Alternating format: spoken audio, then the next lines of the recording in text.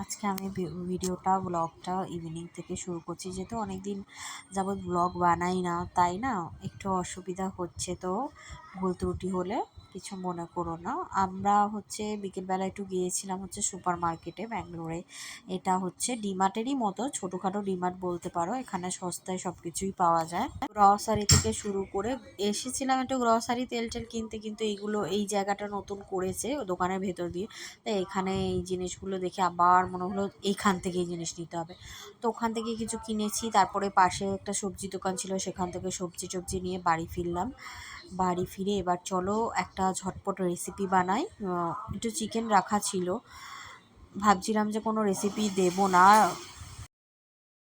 কিন্তু তারপরে ভাবলাম যে না, করেই নিই। যেহেতু আমার মেমোরি এত ফুল হয়ে গেছিলো মোবাইলের, তাই জন্য ভাবছিলাম হবে না ভিডিও তোলা, কিন্তু তারপরে আবার ডিলিট করলাম। আর আজকে আর চা খাইনি, ভাবলাম যে একটু দুধ খাই, কারণ চা খেলে ইদানিংকাল আমার বড্ড অ্যাসিডিটি হচ্ছে।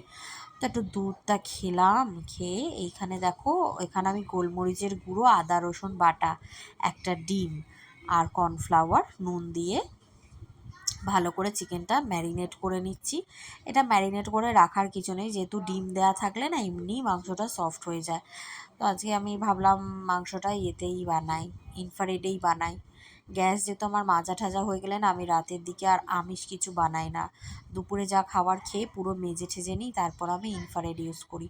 তো এই চিকেন পকোড়া, চিলি চিকেন বানাবো, কিন্তু অর্ধেক পকোড়া এমনিই খেয়ে ফেলি আমি, আমার মেয়ে, আমার বর। তো চিলি চিকেনটা খুব ঝটপট বানাচ্ছি, চলো দেখিয়ে দিই।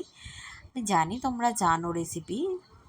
তো পেঁয়াজ, রসুন, ক্যাপসিকাম সব একসাথে তেলে দিয়ে দিয়েছিলাম, হালকা ভেজে নিয়েছি নুন দিয়ে। তারপরে চিলি সস, টমেটো সস আর ডার্ক সয়া সস দিয়ে দিলাম। তা অ্যাড করে দিলাম ওই বাটি ধোয়া জল। এরপর চিকেন দিয়ে একটুখানি ফুটিয়ে নিয়ে অ্যাড করে দেব কর্নফ্লাওয়ার 1 চামচ গুলে নিয়েছিলাম। সব শেষে দেব আমি একটুখানি চিনি আর গোলমরিচের গুঁড়ো, অবশ্য করেই অ্যাড করতে হবে। দিলে আমার চিলি চিকেন রেডি।